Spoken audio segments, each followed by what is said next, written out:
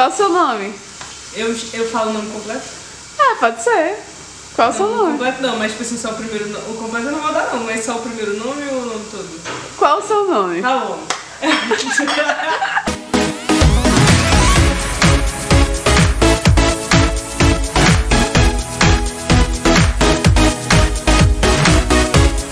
Ai, eles. Qual o seu nome? Eu sou a Gleiciane, mas todo mundo me chama de Glei ou de Gleice. Gleice. Você tem quantos anos? Tenho 22 aninhos. Qual o seu curso? Eu faço engenharia de produção. Você é da onde, Gleiciane ou Glei?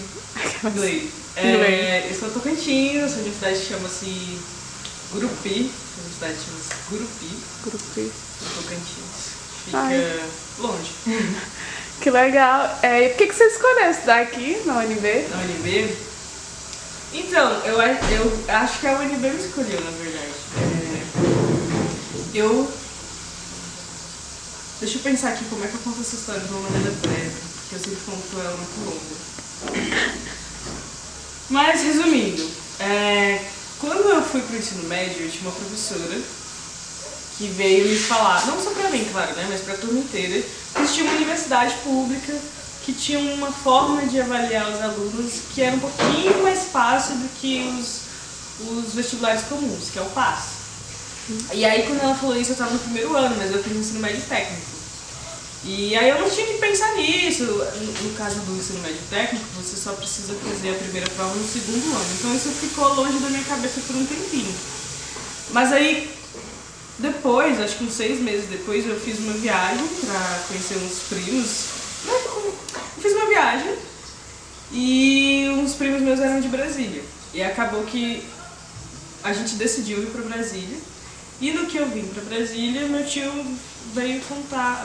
decidiu mostrar a UNB. E quando eu vi a UNB, eu fiquei completamente apaixonada por ela. E eu falei, eu quero, eu vou. Você tinha parentes aqui? Então, eu tinha esse tio, que não é tio, na verdade.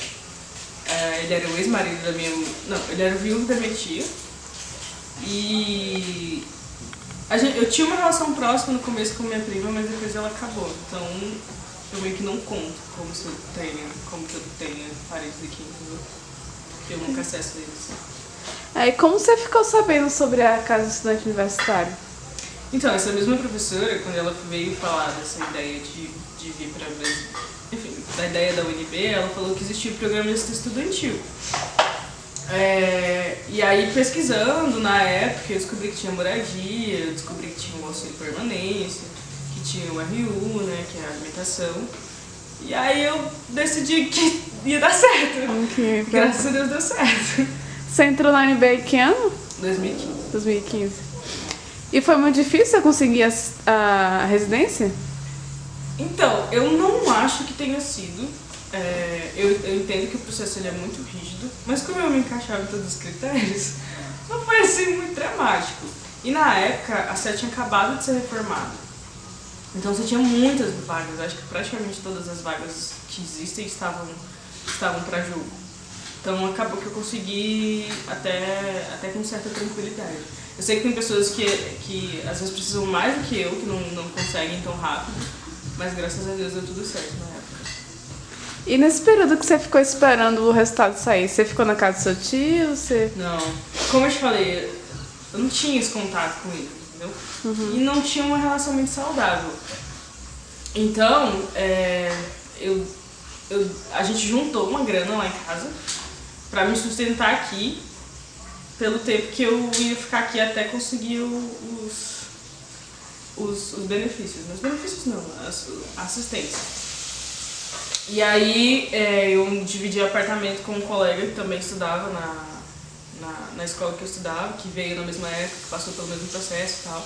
Aí a gente morou uns 4 meses juntos, ali na W3. E era tranquilo a questão de transporte? Você tinha passo livre, né? Não tinha nada, tipo... Assim, como é que eu chamo isso? Os auxílios? O auxílio. Quando os auxílios saíram, eles saíram todos de uma vez. Mas até eles saírem, era eu por eu, e meus pais lá em casa me ajudando. Então não tinha dinheiro pra pra nada. Assim, o dinheiro que tinha era pra pagar o aluguel, pagar as contas, né? Pagar a passagem, porque eu tinha que pagar a passagem, pagar o almoço, porque eu também tinha que pagar o almoço. E era isso que tinha. E ponto, acabou. E não tinha nenhum auxílio emergencial ou algo do tipo? Um quebra-galho da sua? Não, eu acho que eu não sabia dessa história de auxílio emergencial na época. E eu também tava com muita confiança de que ia dar certo. Eu acho que eu nunca pensei que não fosse acontecer. Talvez um pouco inconsequente, mas deu tudo certo, graças a Deus. E depois você veio morar aqui, o que é que mudou na sua vida? Tudo, minha vida. Tudo, a sua vida toda. Minha vida inteira. O que você mais gostou, assim, de estar aqui no céu? Na Céu, Sentiu que fez realmente uma diferença muito grande na sua vida? As pessoas? quando eu vim, eu ia morar com um amigo meu, na época que era meu amigo. Mas aí a minha mãe descobriu porque que eu ia morar com ele e ela surtou, porque era um apartamento misto e aí eu tenho que morar com o menino e ela surtou. Porque seriam pessoas, meninos, que ela não confiava, né? Porque o guri com que eu morava, ela confiava, o pai dele era amigo dela, essas coisas. Tá. E aí eu meio que falei, assim, eu já tinha decidido com quem eu ia morar, e aí eu contei pra ela e ela surtou. Aí eu vim na secretaria e falei, cara, eu não posso mais morar com essas pessoas, eu preciso ir, pra um apartamento feminino. E aí eu não tinha noção de com quem eu ia morar. Na verdade, eu só descobri essas pessoas, todo mundo, a formação da época, depois de vir já. Mas aí foi muito legal, assim, eu acho que a gente foi bem selecionado a dedo, assim, sabe? A gente se deu muito bem de cara. Primeiro éramos só eu, Bia e uma outra menina, por um bom tempo, na verdade. E a gente se dava muito bem, a gente tinha uma relação muito boa. Depois teve uns problemas, ela saiu, depois vieram outras pessoas, a gente teve outros problemas, saíram. Mas graças a Deus, assim, a formação que a gente tinha até, sei lá, semana passada, era maravilhosa, assim. É maravilhosa, porque são pessoas que, assim, que sustentaram a minha graduação inteira. Bisa, eles são, tipo assim, 10% desse diploma com certeza vai ser dela, sabe? Eu não vou dar mais porque me respeita, né? Mas assim, porque dá um trabalho do caralho. Mas não só elas, assim, quando eu vim, a gente calhou de ser um bonde de novinhos de 18 anos que tinham acabado de sair da casa dos pais, que não tinham noção nenhuma do que era morar só, do que era ser adulto, do que era ser responsável. E do que era lidar com, assim, levar sua própria vida. E a gente pegou uma parceria muito forte, assim, que foi muito bacana. Eu lembro que tinha uma época que a gente trancava a porta, a gente brincava que era uma casa só, com quartos diferentes. Tem muita história, muita história. Você mora com quantas pessoas? Hoje, no dia de hoje, eu moro com mais duas, que é a Bia e a Rebeca. Vocês já tiveram problemas ou algum tipo? Cara, a gente, tipo assim, morar na Céu, mas não só morar na Céu, morar com pessoas implica em ter problemas. E tipo, você tem que aceitar isso o mais rápido possível, porque só assim você vai conseguir lidar, sacou? Só assim você vai conseguir conviver bem. Então, sim, a gente já teve muito problema, a gente já teve muita treta, a gente já teve muito momento de tensão. Mas eu acho que a gente se respeita muito. E a gente quer muito fazer dar certo. Porque todo mundo depende disso daqui de verdade, sabe? Eu não tenho essa opção de, sei lá, fiquei puta, eu não gosto mais de ninguém, eu vou embora, eu vou morar em outro lugar. Gente, não, só se falar, sei lá. Nem tem ponte em Brasília, não tem uma ponte pra morar embaixo. Nossa, Então, assim, não tem essa opção. Então, sim, a gente já teve muito conflito, mas eu acho que como a gente sempre tenta resolver e a gente tem esse espaço da conversa que não é, tipo, uma grande coisa, não é, sei lá, uma terapia de casal, mas a gente consegue levar, sabe? E fortalecer a conexão que a gente tem, assim. A gente é muito parceiro, sabe? Que bom. Já teve apartamentos com várias tretas aqui. Nossa, eu conheço algumas tretas, sei de umas histórias muito legais. Ah, minha filha, tem muito tempo de céu. Que a já só tem que intervir, tem que pedir pra parar. Nossa, assim, eu soube de... Não sei se você pode gravar isso, mas... Já soube de pancadaria, de quebradeira, de xingamento, da galera descer pra porrada. Quebrar panela, essas coisas. O quê? Quebrar panela, cuscuzeira. Umas coisas Da assim. cuscuzeira. Mas graças a Deus aqui em casa a gente nunca teve um bate-boca pesado assim. A gente teve 2 bate-bocas pesados. Um que eu fiquei muito puta, foi a única vez assim que eu acho que eu fiquei muito, muito puta. Porque tinha uma pessoa que não morava aqui, que tava morando aqui. E eu não sou obrigada a morar com outra pessoa. E eu fiquei muito brava, e eu fui muito babaca. E eu me arrependo muito disso. Mas foi legal porque eu aprendi algumas coisas. Amadurece com o tempo também, né? Eu acho que isso que é o fenomenal. Eu fico falando no grupo da CEL para as pessoas e eu já desisti, eu não vou falar mais nada, porque elas não conseguem entender. E eu acho que eu também não entenderia se estivesse no lugar deles. Cara, isso aqui é uma oportunidade tão absurda de você crescer como ser humano, sabe? Como pessoa mesmo. E não só com relação às pessoas com quem você vai morar, mas com relação às pessoas com quem você vai trabalhar, com relação às amizades que você vai ter, com tudo, cara. Porque, é a maior lição de respeito, de tolerância, de paciência, de... Não é só porque é o que eu quero que tem que ser, sabe?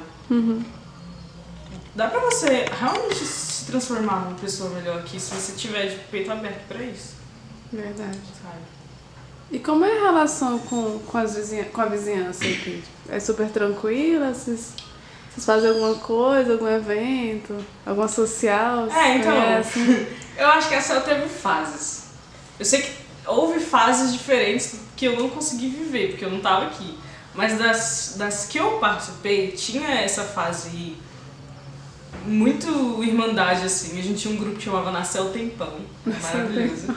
Que a gente saía muito, velho. A gente brincava muito, a gente tava junto quase todo fim de semana, praticamente o dia inteiro. E não só brincava, a gente estudava, dizia que estudava, né? Teve essa fase, tem a galera... Eu, pelo menos, gosto de festa de bebê, então eu sempre tava nas pesadas. E aí, nessa época também, tinha outras pessoas na CEL que eram muito animadas, que sempre faziam, sei lá, reuniãozinha de cachorro-quente, jogar vôlei junto, cara. Eu nunca gostei de jogar vôlei, mas eu sempre ia assistir. Não porque eu não gosto de verdade, mas porque eu mando muito mal. Enfim, tinha isso, a CEL tinha um grupo de esportes, tinha academia na época, assim, que era compartilhado. Hoje a gente ainda tem academia, mas é um outro esquema. Na época você tinha um horário certo pra malhar, e aí o bonde ia junto, era domingo, sábado, todo fim de semana almoçando, saía aquela legião, parecia caravana de menor de idade, subindo pro RU e tal. Enfim, existia essa relação muito próxima. E aí, com o tempo, algumas coisas foram mudando. Por exemplo, o nível de responsabilidade. Então, essas bagunças foram diminuindo. Pessoas que eram muito animadas, que sempre chamavam pra... Eu não digo evento no sentido só do meu bonde de amigos, mas da CEL como um todo. Foram saindo, então isso foi perdendo também. Agora eu tô vendo que nessa fase, tipo hoje, esse ano, o que a gente tem é um outro bonde de novinhos que tá com esse ânimo que a gente tinha no começo. Então eu vejo que a galera se organiza pra brincar junto, pra jogar Just Dance, pra descer pra sala de jogos e fazer alguma coisa. Eu não participo mais. Primeiro porque eu não tenho mais tanto tempo e nem tanta energia. Mas eu acho que é um movimento que vai sendo renovado, sabe? Vai ter esse momento boom e vai ter um momento mais tranquilo. Aí depois vai vir pessoas novas e vai ter esse boom de novo. E o que mais te incomoda, tipo, desagrada em morar aqui? O que você acha que poderia melhorar ou alguma pontuação assim?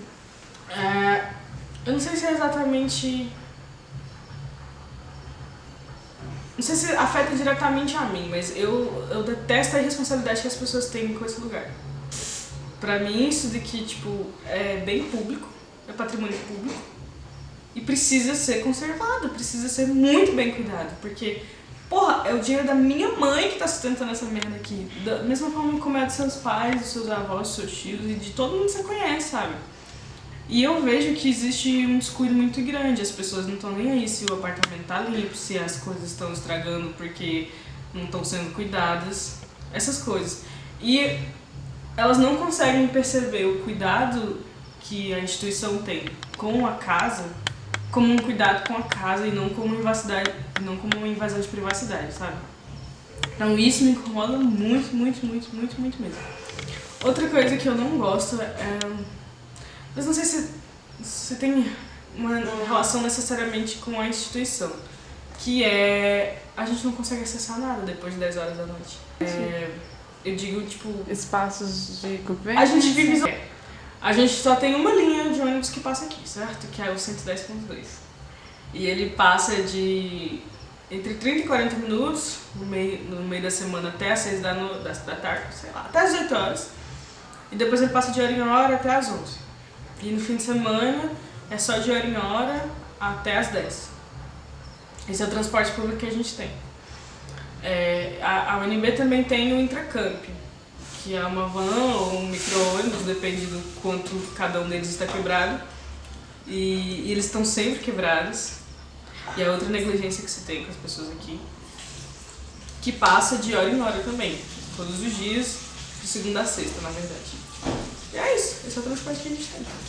Aí, felizmente, colocaram uma estação de bicicletas ali, então ficou um pouquinho mais fácil, mas também não supera a necessidade de todo mundo, porque moram quase 400 pessoas aqui. Mas essa é a mobilidade que a gente tem. Difícil, né? Literalmente isolados. É muito isolado, assim. É muito isolado de verdade. Não se você quer sair no fim de semana, principalmente, você realmente tem que querer sair. Achar um Uber, chamar as pessoas. Achar um Uber, achar um brother, achar alguém que vai ou volte com você, achar amigo que te dê carona. Enfim, tem um trabalho de logística pra ser feito. Não é só ir e querer voltar. Não vai ser tão simples assim, especialmente se você quer voltar tarde. Ok. Gley, eu acho que é isso. Eu gostei muito da sua fala. Você quer colocar mais alguma coisa? Deixar um beijo pra... Não. Pra sua mãe? Mãe, eu tô na Globo. Quer falar alguma coisa? Porque o microfone tá aberto. Olha, tô brincando. Eu estou passando um momento muito, muito dramático agora, que é a fase em que as pessoas que moraram comigo a vida inteira, quer dizer, a graduação inteira, estão indo embora. Sim. E isso te faz pensar muita coisa. A primeira coisa que te faz pensar é como vai ser quando for com você. E a segunda coisa que te faz pensar é sobre o quanto valeu a pena, sabe? E agora eu vou chorar. Mas assim... Eu não sei quem vai assistir esse negócio, né? E eu não sei o quão as pessoas que vão assistir vão estar participando de momentos na vida delas e que vão estar tendo que ser expostas a, enfim, a zonas de não conforto. Mas, velho, tipo, as pessoas precisam muito aprender a aproveitar as oportunidades da vida. E não ter medo. Porque se tem uma coisa que... Aliás, não tem problema não ter medo, mas fazer as coisas mesmo tendo medo. Porque se tem uma coisa que todo mundo que vive na selva passou, foi por um momento de muita incerteza, de muito medo, de muita dificuldade, que é o vir pra cá. Porque acho que, sei lá, 80% das pessoas que estão aqui são de outro estado.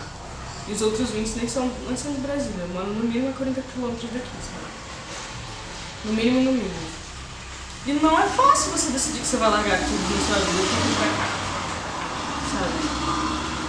Mas isso te transforma de maneiras que você nem é capaz de dizer, de explicar. Isso te provoca, isso te faz crescer, isso te amadurece, isso te dá relações tão saudáveis, tão lindas. E até as relações não saudáveis são muito boas pra você. Então, tipo, eu sou muito grata de verdade ao que a selva me proporcionou. Eu não puxo saco, sabe? Eu não puxo saco porque tem muito problema, tem muito defeito mesmo. Mas eu sou muito grata às pessoas que eu conheci, às experiências que eu vivi, às noites mal dormidas, aos choros, aos batuques. Quantas e quantas vezes a gente não escutou reclamação que tá falando alto por tá rindo, mas é isso, velho, a gente tá vivendo. E é isso também. A universidade tem que ser vivida, em qualquer lugar, seja a UNB, seja qualquer outra, velho. E viver, tipo, é participar de projeto, é pegar disciplina, é pegar mentoria, mas, mano, é sair com as pessoas, sabe? Conhecer as histórias, é se divertir, é ficar louco, não saber como voltar pra casa e, enfim, ter história pra contar. Porque eu acho que não é só sobre ter um diploma, ficar rico e se aposentar. É sobre ter uma vida que foi legal fazer. E esse é o tipo de coisa que esse tipo de experiência traz pra gente. Nossa, que bonito. I'm a philosopher. Que lindinha é ela, gente. Desligando.